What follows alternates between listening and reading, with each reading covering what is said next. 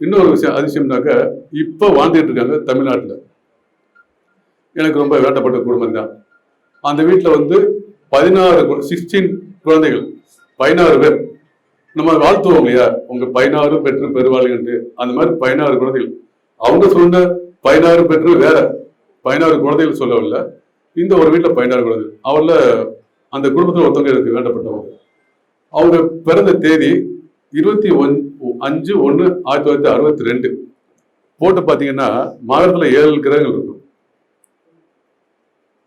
நீங்க இன்னும் கொஞ்சம் அதை அடுத்து அந்த அதே வருஷம் 5/2/1962 போட்டீங்கன்னாக்க 8 கிரகங்கள் மகரத்தில் இருக்கும். அதே தேதியில பிறந்தவர் நம்ம கூட இருந்தாரு. அவர் இப்ப இல்லை. அவருக்கு வந்து தசவதானி, ஒரே டைம்ல 10 வேலை செய்வார், 10 விஷயத்தை உணர வைப்பார். அந்த 8 கிரகங்கள் இருக்கக்கூடிய நபர் பிறந்தவர். நீங்க 5/2/1962 போட்டாலும் 4/2/1962 போட்டாலும் 8 கிரகங்கள் அதுல இருக்கும், ராகுவை தவிர. காலையில 6 மணிக்கு போட்டா லக்னம் அங்கேதான் வரும், மகரம் தான் வரும்.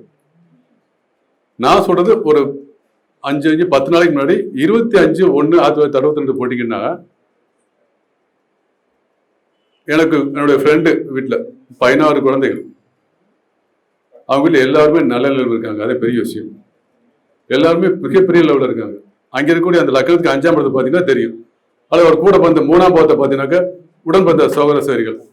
அப்போ இவ்வளவு விஷயங்கள் நீங்க ஒவ்வொரு விஷயத்தையும் ஆழ்ந்து மிகப்பெரிய விஷயத்தை சிந்திச்சு செக் பண்ணோம்னா 5ஆம் பாவம்.